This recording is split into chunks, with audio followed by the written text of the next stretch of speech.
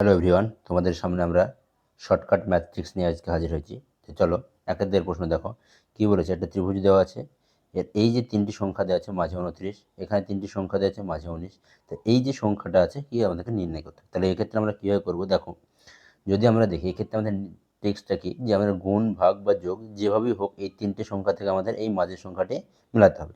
তাহলে কি আছে দেখো, প্রথম যদি আমরা দেখি যে 6 আর 4 যদি আমরা গুণ করি কত পাবো, 4 6 24। তাহলে এই উপরের দুটো কি আছে গুণ করলাম, তো কত পেলাম 24 পেলাম। 24 সঙ্গে যদি আমরা 5 যোগ করি, কত যোগ করি 5 যোগ করি কত পাবো আমরা 29 পাবো।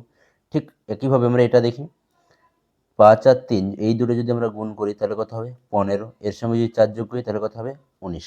ঠিক একইভাবে তাহলে এটা কি হবে 5 7 কত হবে 35, এর সঙ্গে যদি 6 যোগ করি আমরা কত পাবো, তাহলে এই দুটো গুণ করবো, এর সঙ্গে যদি 6 যোগ করি তাহলে 35 আছে কত হয় 41। তাহলে অপশান সি।